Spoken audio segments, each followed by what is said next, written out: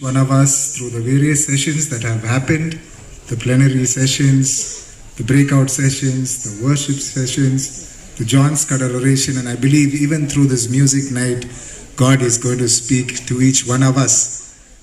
And there is a calling for each one of us to be overcomers and more than conquerors through Him who loved us. We read in Matthew chapter 19 verse 26 where Jesus is looking at His disciples and He says, well, with man this is impossible, but with God all things are possible. With God all things are possible. And we'd like to welcome Beny Prasad and his wife Beny into our midst. And we're going to hear that testimony tonight through song and through his testimony that with God all things are possible. He's a God who can make the impossible happen. He can make the unthinkable happen. And so we're really looking forward to this night. Before Beny Prasad and Beny, welcome Zan. Come on, we have our very own Baker Fen. Let's put our hands together for Baker. And we're going to have our CMC team, Baker and his team, the hospital choir. Okay, thank you very much for joining us at Shiloh. I'm sure your singing is going to be a blessing to us. And once Baker and his team sing, we'll have Beny and Zan coming on. Thank you, Baker. I'll hand over to you.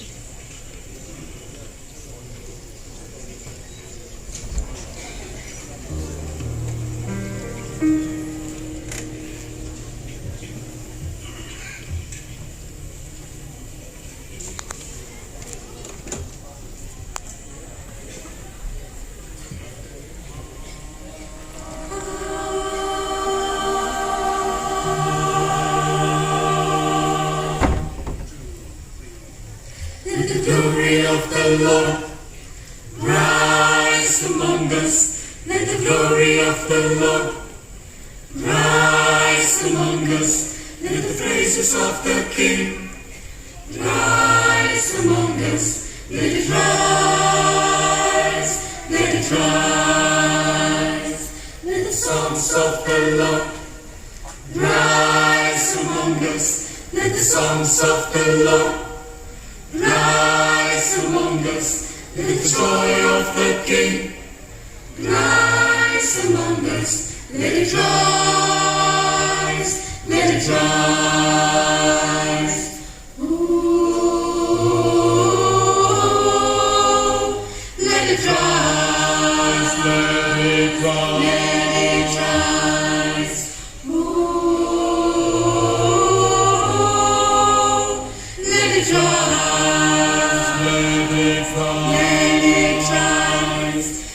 Glory of the Lord rise among us. Let the glory of the Lord rise among us. Let the praises of the King rise among us.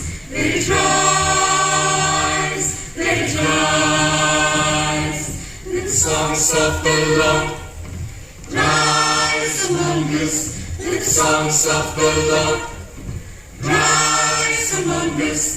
Let the joy of the King rise among us. Let it rise, let it rise. Ooh, let it rise, let it rise, let it rise. Ooh, let it rise.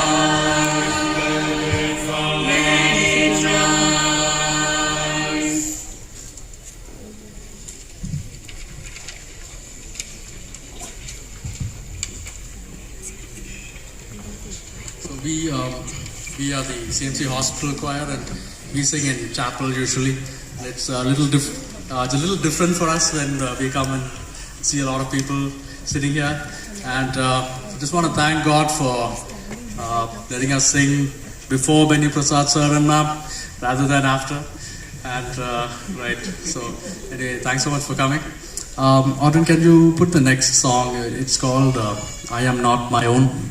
And so all of you people who are attending Shiloh over the last 2 days, you might have heard from some really good people of the Lord who've been doing great stuff.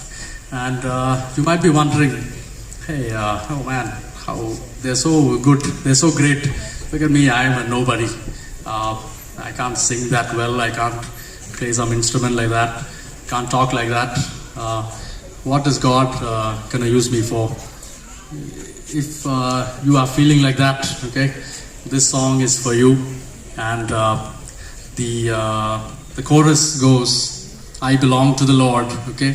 So that is where we find peace, okay? You don't have to be better than the person sitting next to you. You should find peace and happiness knowing that you belong to the Lord. We would like you to sing this chorus along with us. I'll repeat it line by line. Audrey, can you shift to the next? Yeah, right. Okay, so please sing line by line. I belong to the Lord. Oh, I am not my own. I belong to the Lord. Oh, I am not my own. I belong to the Lord. I am not my own. I belong to the Lord. I am not my own. I belong to Him, for this I know. I belong to Him, for this I know. I belong to the Lord. I am not my own. I belong to the Lord. I am not my own. We're going to sing it together once. I belong to the Lord. Oh, I am not my own. Everybody together. I belong to the Lord. I am not my own. I belong to Him, for this I know. I belong to the Lord. I am not my own. Okay, so please sing with us.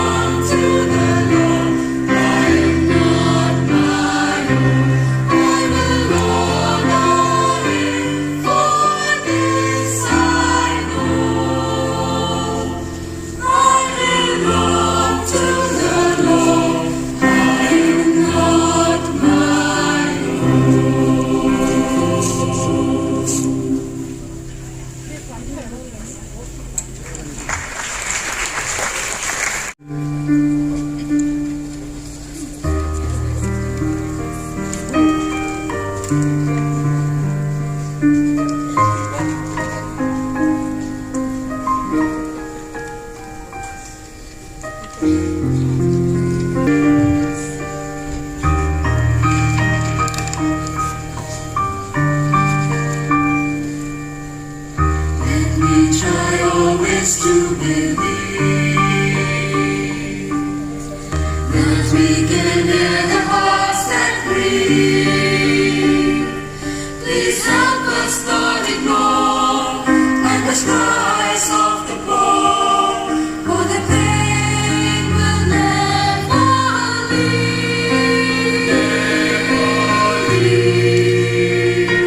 To believe in a day when hunger and war will pass away. To have the hope amidst despair, that every sparrow's counting, that you hear each cry and listen to each prayer.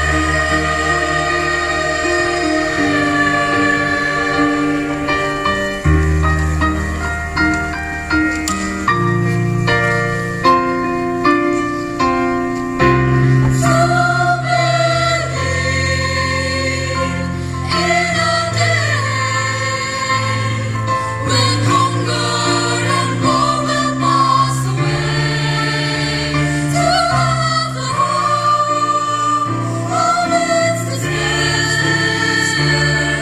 that every sparrow's counting, that you hear each cry and listen to each prayer.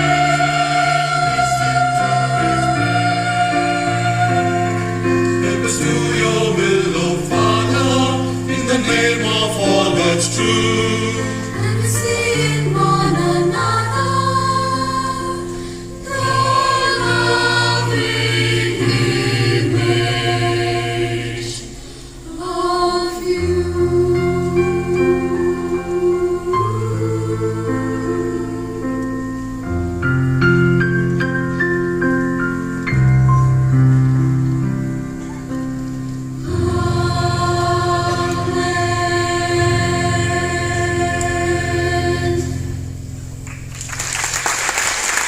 When all our fears and our pains are gone, to believe.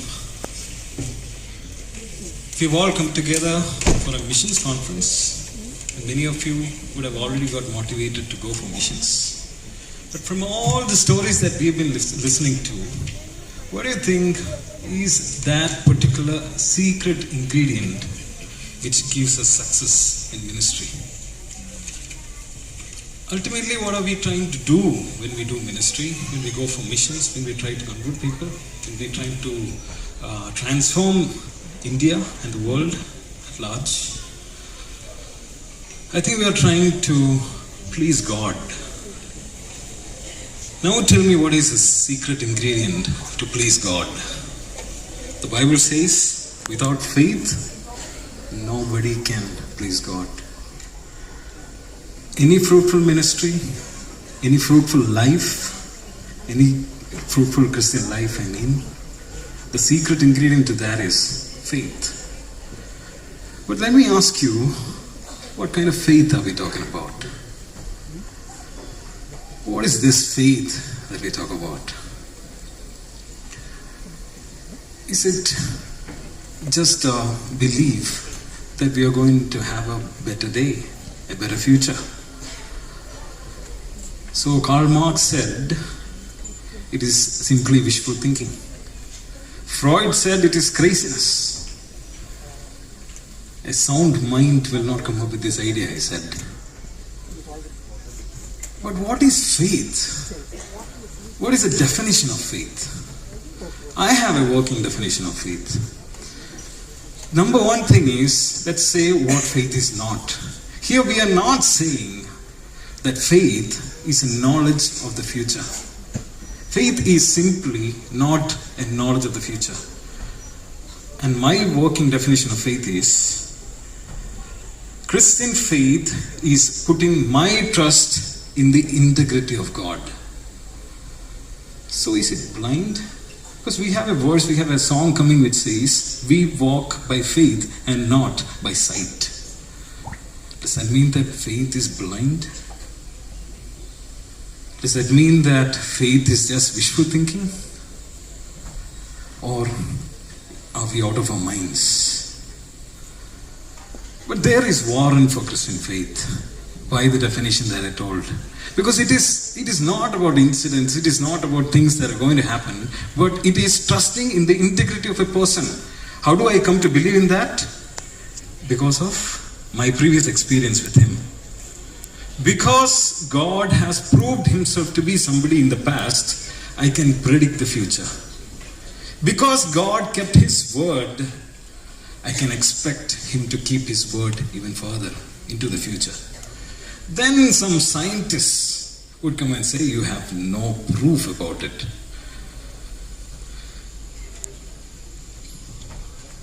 If you remember classical mechanics, we've all done classical mechanics, Newtonian mechanics. You know what physics is all about. There is one particular idea in physics that transformed the entire phase of science. That is called predictability. With at least some certainty we can say that these books which are on this table are not going to fall down if I close my eyes and open it again. Because the table is going to hold it. So I have some idea of the future coming from the present state. Newton said if I know what is the velocity of a particular object at this point is, then I can predict where this point will be or the object will be at a later point of time. Of course, then Heisenberg came and confused a little bit and he said this Heisenberg's uncertainty principle, position and momentum cannot be, there is always some uncertainty in that. But then let's keep that aside for some time. I can explain to you some other time. But then the point is, we are assuming some constant here to find out the condition of that object in two different points of time. That particular thing is called energy. And the idea is conservation of energy. What is conservation of energy? Whatever happens, there is one particular property that is going to be the same. You go and ask any physicist, what is the definition of energy? Ask them, can you measure energy? Nobody can. The definition of energy is what? It is a capacity to do work. The other sophisticated explanation is it is that particular property of any object owing to its position, its movement, and even its mass. The idea of energy has been very useful, even though we do not have any proof of such an existence. We see work happening by energy, and that's how we come to believe in energy. So what I try to say through all of this is, there is some kind of methodological equivalence that we find in science and in faith. Why do we believe in God? Because heavens declare the glory of God, and the firmament his handiwork. So what am I trying to say? It is simply this. Without faith, none of us are going to make any difference in this world. This world is going to tell you that you are not enough. Your flesh is going to tell you that you are not strong enough for the calling that God has called you today. And the devil is going to come and tell you that everything that your heart is feeling is true. Let me tell you, brothers and sisters, believe in God, believe in his word, because in the past he has kept his word. Let this be your motivation to go out into the world, transform the world. Faith. I am yours, and I believe, oh I believe, what you say of me, I believe. The only thing that matters now is everything you think of me. In you I find my worth, in you I find my identity. Oh, you say I am God, when I can feel a thing. You say I am strong, when I think I am weak. You say I am held, when I am falling short. And when I don't belong, you say I am yours, and I believe.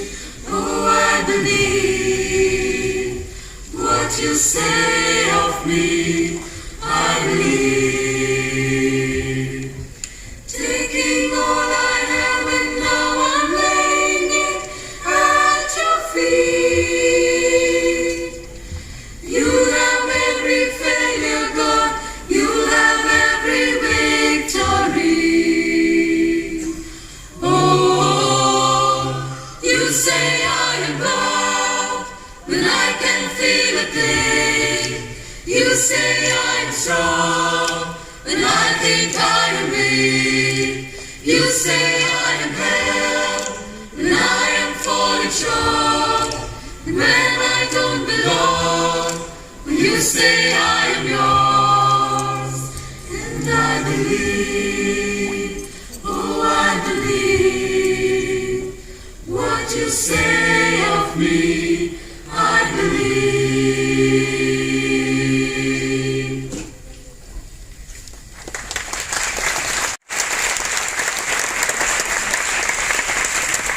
Thank you for reminding us that we are not our own, but we belong to the Lord. And when we belong to the Lord, He can take our brokenness and our failures and make something beautiful out of it to be used for His purpose.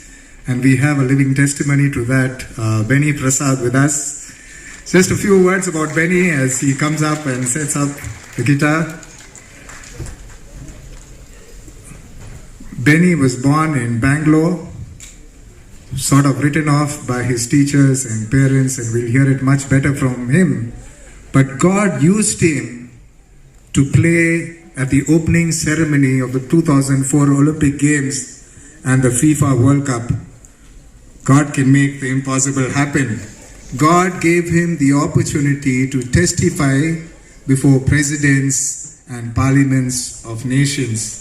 And he holds the world record for being the fastest to travel to 245 nations in 6 years, 6 months, and 22 days.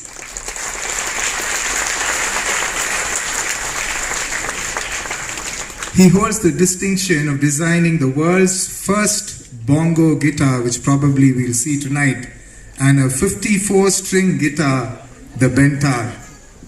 And in all this, Beny has remained a humble child of God, ready to be used by Him.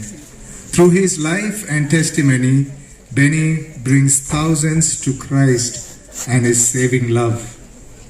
Well, Beny takes the Word of God very seriously, and when he was reading through Genesis, God says it's not good for man to be alone. He needs a suitable partner. And Beny started looking out for somebody, and there was Zan Beny. Zan Beny, welcome to CMC.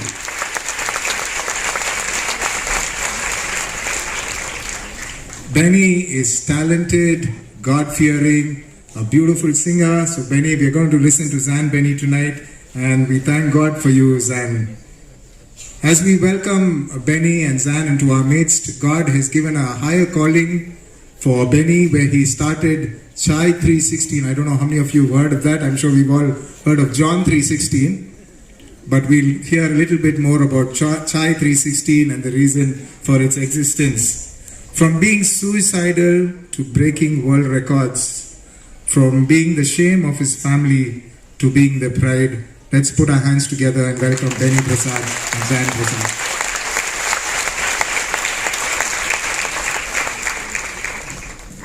Thank you, Bablu. So wonderful to be here with you all this evening.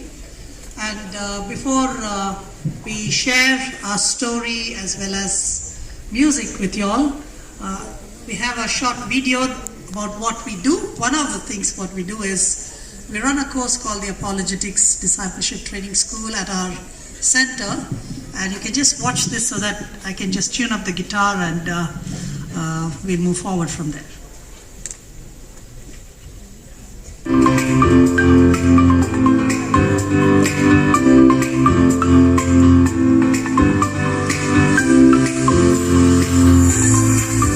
We start our day at 6:45 a.m. by exercising for 20 minutes. I'm so glad that physical fitness is a part of our lifestyle here.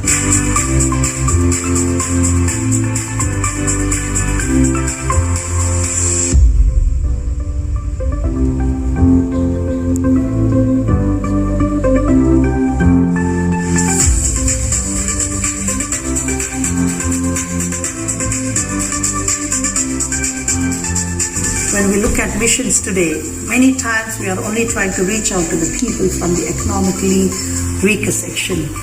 But gospel and salvation is a need for everyone, whether you're rich or poor, educated or uneducated. Here at Apologetics DTS, we try to equip people from the corporate places, from the marketplace, people who have taken 5 months off from their lucrative jobs, and to come and get equipped and intellectually and rationally sit down and reason things out and defend what they believe. We have amazing teachers who have a lot of practical experience. The beauty of the lectures is that it's not just about the content, but also the practical approach of how we can apply it. Being a medical doctor, I read the Bible subjectively without discipline. After coming to ADTS, during the teachings on Bible study methods, I learned about inductive Bible study approach, that is to observe, to interpret, and to apply the Bible. I've been a flight attendant for past 10 years and I never had a disciplined quiet time. And even when I had one, I never took down notes. After joining ADTS, I've learned to have a disciplined and structured quiet time, taking notes as the Lord speaks to me on a daily basis. During my 10 years of sailing on the ships, my biggest challenge was to share the gospel to the people from other faith. After coming to ADTS, during the teachings on apologetics, I learned how to explain, reason, and communicate with proof the truth of the gospel. As a fashion designer, I wrestle to share about my faith in Christ. Many times, I struggle to have godly conversations which were rationally and intellectually accepted. After joining the Apologetics DTS, I could learn about how evangelism is a lifestyle. I've never maintained a journal in my whole life. The Apologetics DTS at Chai 316 helped me to creatively summarize my week in the form of a journal. And this has been one of the highlights for me at ADTS. My life in the corporate world in terms of character and lifestyle has been very indisciplined. Coming here has helped me discipline my character and manage my time well. I used to spend 8 to 10 hours on social media on my phone every day. But now, even on my day off, That verse is so true, because if somebody would choose people for a certain thing that we do, you would have ever chosen both of us, because we are not highly educated, but we are educationally compatible to each other, because my wife is 9th standard appeared and I'm 10th standard failed. So in that way we are quite balanced in our educational qualification. Well, I could not do well in my studies because I had too many questions, and when the teachers did not appreciate my questions, then I lost my interest in studies, and then I was thrown out of school in my 10th standard. And but it's the irony of our system, because today I get invited to speak at the graduation of these colleges where I was thrown out, or the schools that I was thrown out. And I tell the world today I could not finish my 10th standard because the Indian educational system was not up to my standard, and so they threw me out of school. Now I don't know some of you why you're clapping, because unless you have a similar painful childhood like me and you're able to identify my pain, and but kids over here, please don't use my testimony for your advantage. Nowadays I'm getting a lot of complaints from parents saying children want to become like Uncle Benny, is what they say. Basically they're saying that I don't want to study, but you know, later on things changed, and I'll tell you a little more. And my wife on the other side, you know, she could not finish her studies because she grew up in Nagaland, in Dimapur, and when she was in her 9th standard, she was around 13 that time, and she was walking to school with her mother, and there was a 30-year-old man who was high on drugs. And one day he stalked her and caught hold of her hand and pulled towards her mother and said, "I want to marry your daughter." She was only 13, and she went through a very traumatic childhood. At the age of 7, she was raped, and now at 13, having to go through this, so she was gripped with fear, and so she went back home and she locked herself, and ever since then she could not continue her studies. So two broken people with no proper education, and God has called us to equip the most educated people to defend the gospel. So the wrong people that God chose us to be in this field, and yet, it is He who gets all the glory. So, it is important for us, first of all, to understand why we believe what we believe, and secondly is to defend what we really believe in. It's not just enough to be a good Christian. That's what many times people tell me, that Benny, if I can be a good Christian, that is more than enough. That's a big deal. But that is not what God has called us to be. He has not called us to be good Christians. He has called us to share this goodness that we have enjoyed with others who don't know. The Bible says, taste and see that the Lord is good. And when you taste it, you will not just keep it for yourself. Just like look at what happened during COVID. Everybody became doctors and nurses and inventors. People were just sending these forwards, all kinds of crazy remedies for COVID. Like one of them said, you need to go out in the sun and start to, I don't know how do you say that, like a dog you have to do.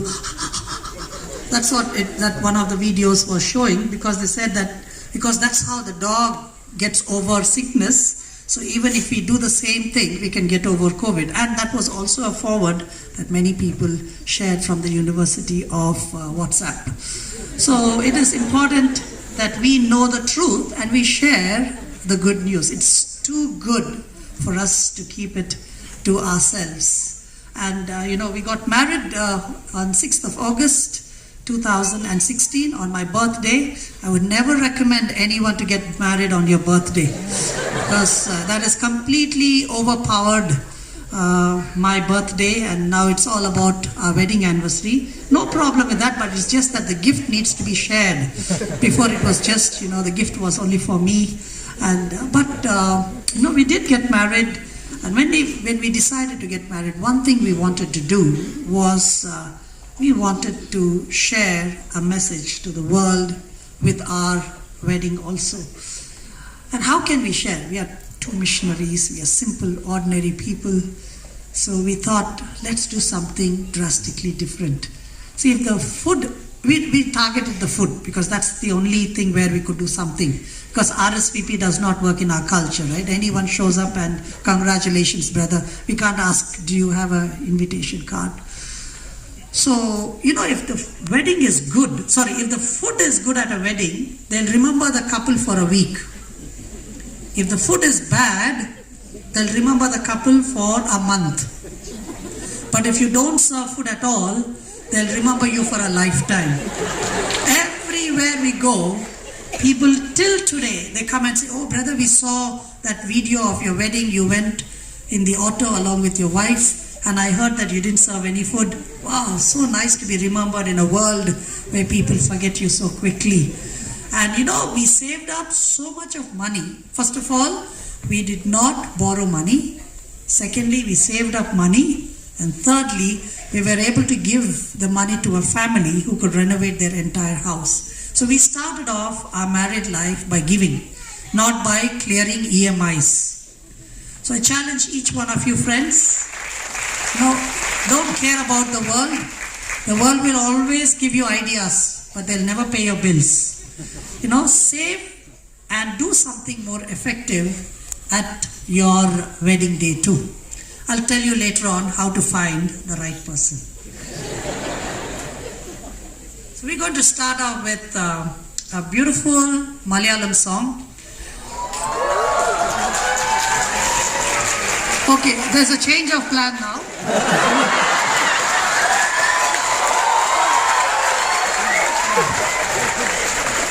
Okay, I'm causing a communal riot. We already came from Bangalore Bandh, we escaped and came here with Kaveri crisis, and now this is happening here. No, but this was one of the first songs that I heard from my wife one day as she was cooking in the kitchen. She sang this song and I was just amazed at how she could sing this song with memory and so beautifully. So we ended up doing this song at a wedding, and it's still one of my favorite songs called Nindanam Yam.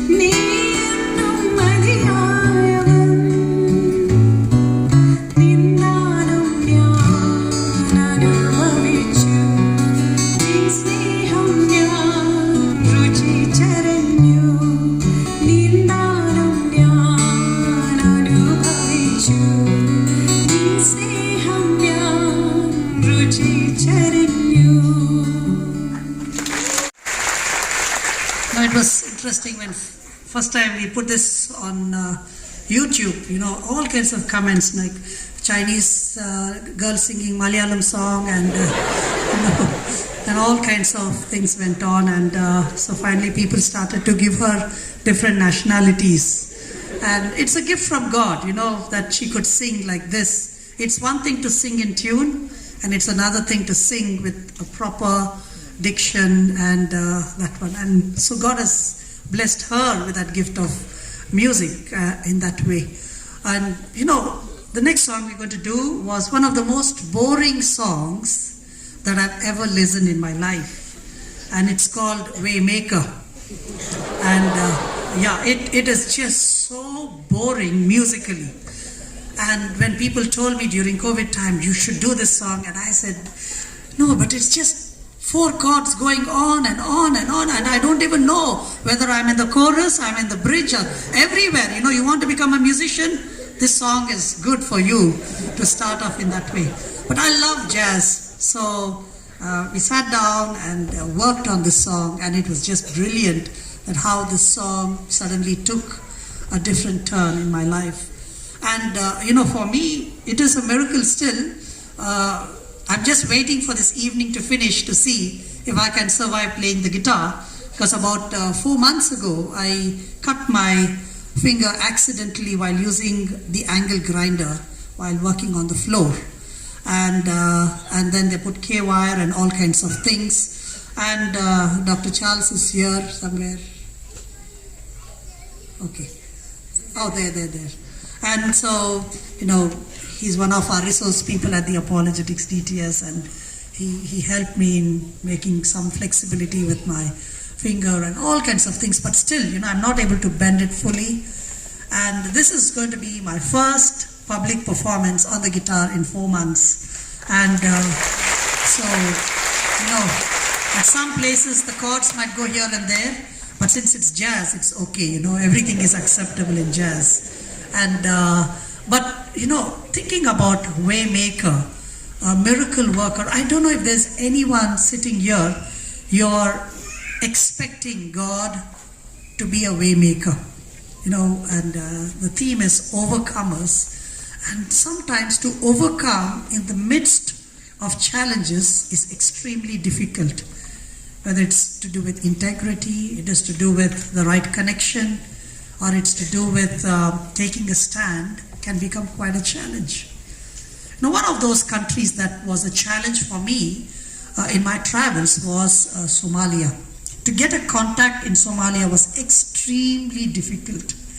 So I was at the FIFA World Cup in Germany in 2006, and during the weekdays I was performing at the World Cup, and during the weekend I would go to church and minister.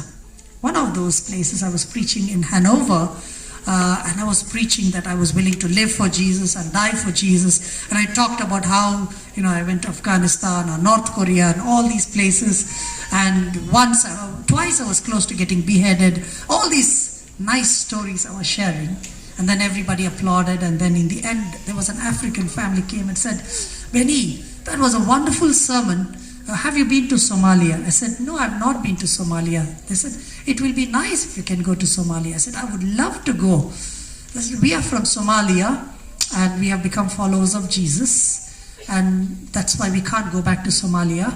But since you said you're ready to die, it will be nice if you can please carry the gospel to our family members in Somalia. Now you can't tell them, you can't take my message literally. There is a hidden message inside this message. I said, okay, I'm ready to go.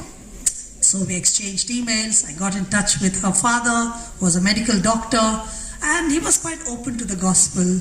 And so I went and booked my tickets. I had to go to London to get my Somalian visa because it was not there in India. And a week before I'm supposed to go there, the doctor wrote to me saying, Beny, please don't come. It's very dangerous. 5 Christians' heads have been beheaded, so don't come. So I wrote to him saying, I'm sorry, doctor, to hear this, but I've already told my mom and dad that there's a possibility that I might be killed. So I'm already prepared to die, so I'm coming. He said, you are ready to die, but we are not ready to die. Please don't come. So I said, I've already booked my tickets and visa. Everything is there. I'm ready to come. They said, we are sorry. We have decided to move to another city. We will not be there to receive you at the airport. God bless you. Now, the easiest thing to do, the most logical thing, all the intellectuals here, the easiest thing is to cancel the trip. Easiest. It's the most logical thing. But when you want to be an overcomer, you give God a chance to guide you. That's when you get to see an adventure in your life. If it is all about your calculations, where is God in this picture? So I prayed to Jesus and I asked God, do you want me to go or no? He said, go, I will make a way. I said, okay. I'm sitting in this plane, Dalo Airlines, from Djibouti to Hargeisa. And this plane, the condition is wow. I don't think even the mission field will have such kind of an aircraft. One wing, they've tied a rope, another wing, there's duct tape. And you know, this is going to be the last journey. And so we took off. But after an hour, the plane started to descend. And I can feel when the plane is going down. I immediately called the steward and I said, the plane is going down. He said, yes, it is going down. I said, why? He said, we have some empty seats in the plane. We want to pick up some passengers on the way. And this is when I thought, wow, this is how the word Airbus came into the picture. This is like a bus only, you know, it landed on a field called Galkayo, picked up 2 passengers with guys with AK-47 escorting them, and everybody felt normal except me. So as I got in, and then the steward comes and he sees my guitar with all the different flags. He says, have you been to all these countries? I said, yes. He said, so where are you going? I said, I don't know. What will you be doing? I don't know. Whom are you meeting? I don't know. Do you know where are you staying? I don't know. I wish this was the type of answers in school. I would have really done well actually. One answer for all the questions, you know. And he said, you are going to the most dangerous country and you have no clue. I said, you're right. He said, why don't you play a song? So mid-air, I took out my guitar and I played My Jesus, My Savior. When I finished playing, the steward says, you know, the head of the media is my friend. His name is Abdullah. Would you like to meet him? I said, I would love to meet him. In fact, at this point, I was ready to meet anyone, including a pirate actually. And so when I finished, then, you know, there's nothing called safety regulations there. You know, as the plane started to descend, he got a signal. He called up Abdullah and he told about me. So Abdullah tells him, tell Benny to be there. I'm sending my driver to pick him up. And I'll tell you, as soon as the plane landed, the driver was there at the door of the aircraft. The only time I ever received a VIP welcome. So as I got out, the driver takes me, he escorts me to the hotel. He says, put your bags and come down. Abdullah is waiting. You can show the picture, please. So Abdullah is somewhere here on the screen.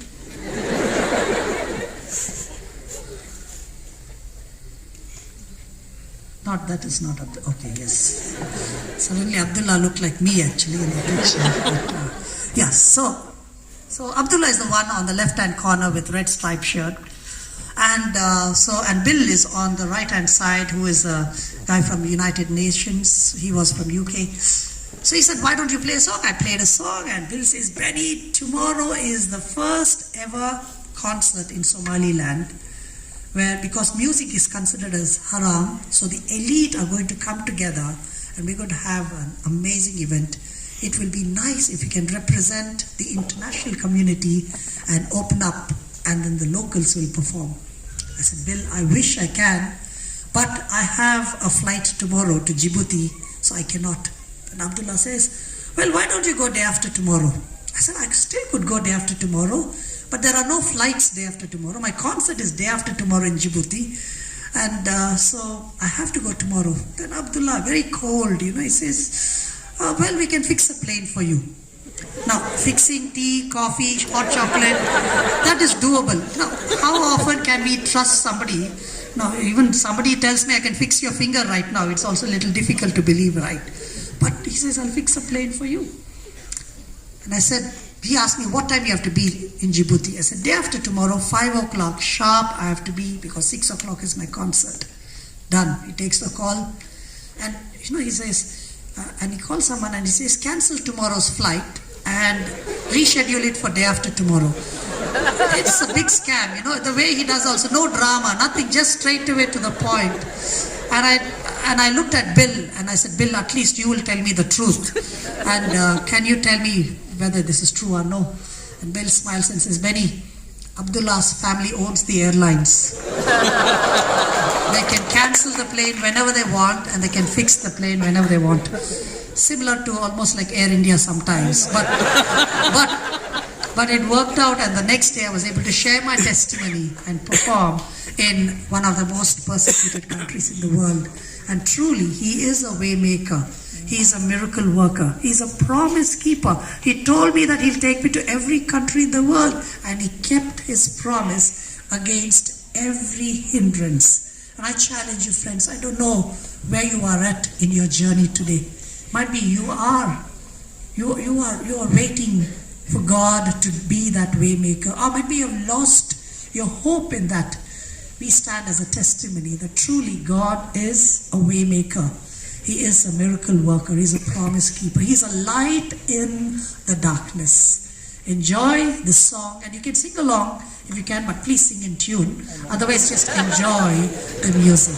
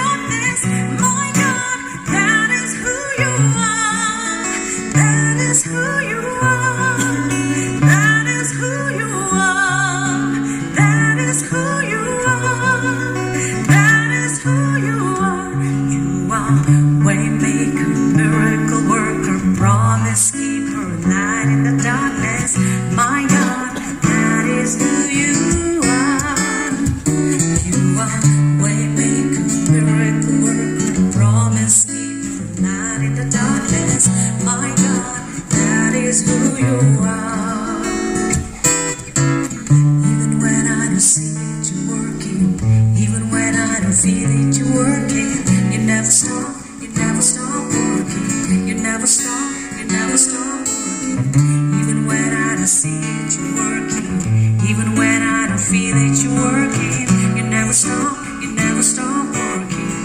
never stop, you never stop working. Even when I don't see it, you're working. Even when I don't feel it, you're working. You never stop working. You never stop, you never stop. You are waymaker, miracle worker, promise keeper, light in the darkness. My God, that is who you are. You are waymaker, miracle worker, promise keeper, light in the darkness. My God, that is who you are. That is who you are. That is who you are. That is who you are. That is who you are.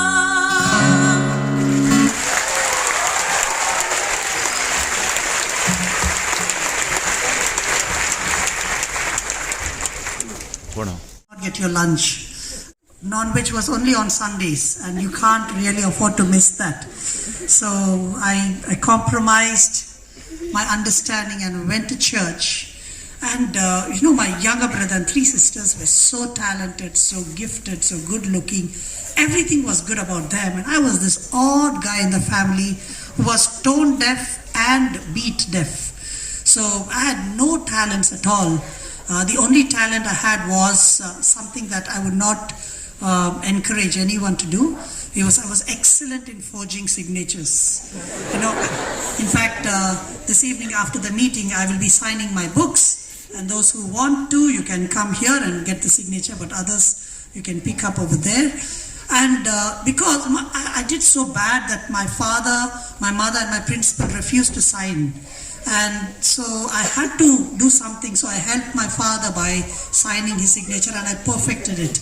Then I signed my mother's signature, and I perfected it. But then when my parents wanted my principal's signature, and I perfected that, then something was fishy. That one day, accidentally, all the 3 came together and to figure out why is nobody contacting about me.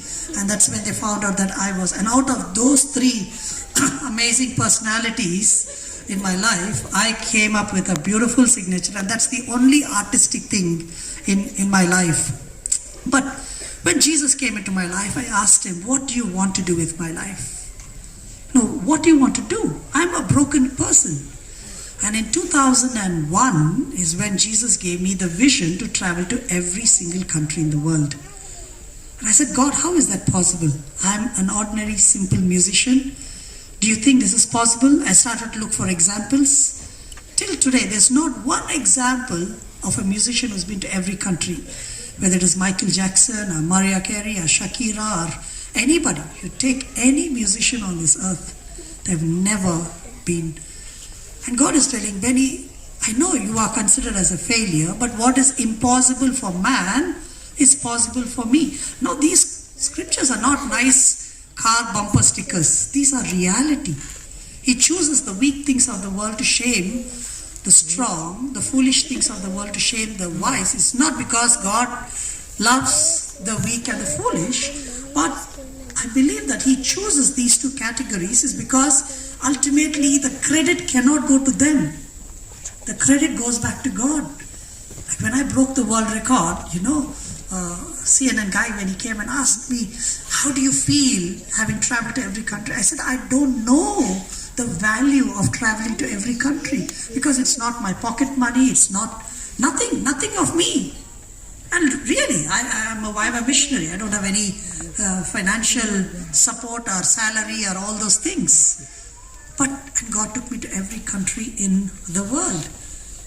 And he can do that in your life too. And many times, when we think about career, sadly, first thing we think about is money. Where does this money come from? I'll tell you, missions should not be a glorified thing. Whether you go to a tribal area, you go to a rural area, or you are in the heart of New York, doesn't matter. Every area is unreached as long as the gospel is not there. So let us not glorify missions by saying, I go into the remote part. You do that because God has called you to do that. If God has called you to go to the remote part, then don't be in the city. And if God has called you to the city, then don't go to the remote part. Be in the center of God's will. And being in the center of God's will is not all about just dirtying your hands and living in a persecuted place. It can be anywhere. If I have to choose today, I wish I could go into the villages. But God has called us to reaching out to the most educated people. It is very difficult. The kind of time that is invested into their lives is so much. Too much. Instead, if I go into a village, they're more receptive. But that is what God has called me. Don't try to help God by saying, God, this area needs more. Be obedient and God will supply. And when I had to look into the journey for me to go to Pakistan was a huge task. In my book you will read that a bit more in depth, but going to Pakistan was just impossible. By then I had been to almost every country in the world. Handful was left. I was an experienced traveler. I called the Pakistan High Commission and I said, sir, I've been to every country in the world. Your country is the last country. Can you please help me to get a visa? The guy says, don't even apply. Your visa is rejected. First time in my life, without applying itself, I'm rejected. I said, then how else can I get the visa? He says, only two ways. One, if you have a blood relative. Two, if the government of Pakistan invites you. Now, I am a Pakka South Indian. There is Dravidian blood in my whatever. And so I have no Pakistani connection in that way. And government of Pakistan, I can't even reach the government of India. Where will I reach the government of Pakistan? I remember making 334 phone calls in 4 days. Every single call was rejected. The only call I got was from the Indian telecom industry saying, why are you calling Pakistan so often? And with this kind of situation, it was just impossible for me to even imagine that I would be able to make it to Pakistan. But God made an amazing way. You can show the next picture, please. And this was in North Korea. And that building is it is a Yangakto building, and it is 43-story building. In this 43-story building, I come out of the 32nd floor, and two men were walking into the lift, and I heard them speak something that sounded like Hindi. North Korean Hindi does not go. Even though I hate this subject, but it really helped me to identify the people. And I said, wow, you're speaking in Hindi. And I don't hate it to that extent. Please don't take me wrong, okay? And I only hated the school part. Now I'm fine with Hindi.